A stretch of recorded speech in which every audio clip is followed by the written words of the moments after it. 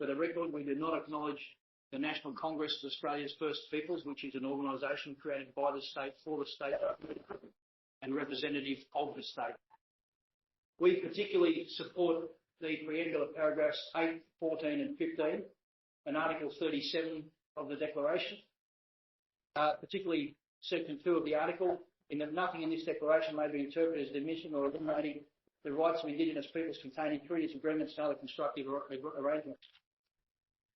We would like to know what the UN would propose to do in relation to enforcing its resolution 2625-25 from the 24th of October 1970, which gives us the rights as the tribal peoples to instruct the colonising government of the land erroneously known as Australia to decolonise our tribal lands and to leave us as the free tribal peoples that we are to self-govern and self-determine for ourselves and for our peoples.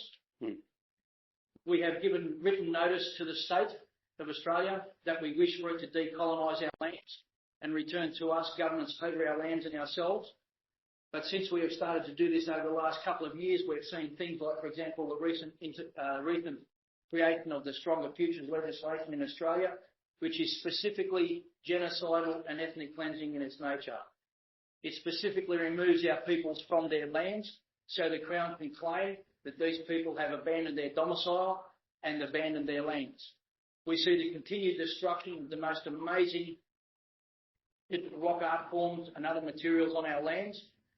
We see that the UNESCO is standing up and supporting the reconstructions of the Buddhas that were destroyed in Afghanistan, but is resoundingly silent in relation to the destruction of the many thousands of acres of artefacts and rock formations and rock art on our lands.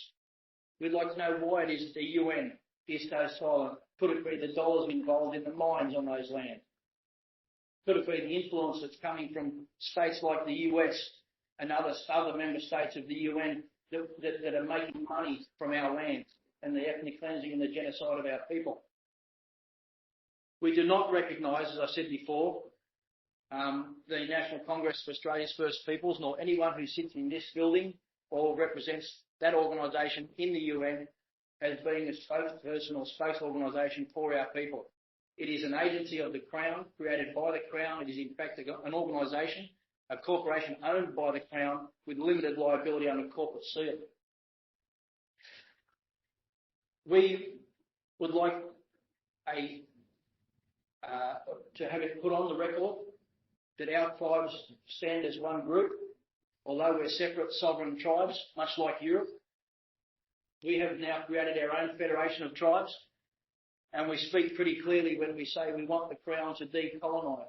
And we call on the UN to stop being the toothless tiger that it is, and to start implementing its own resolutions, and I can't use the term I'd like to use, but start having a bit of backbone, and stand up and be counted for the peoples, including my sister here, including her peoples, including all the Indigenous peoples of this planet, because this planet belongs to us.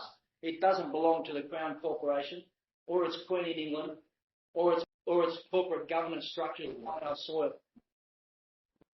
Thank you.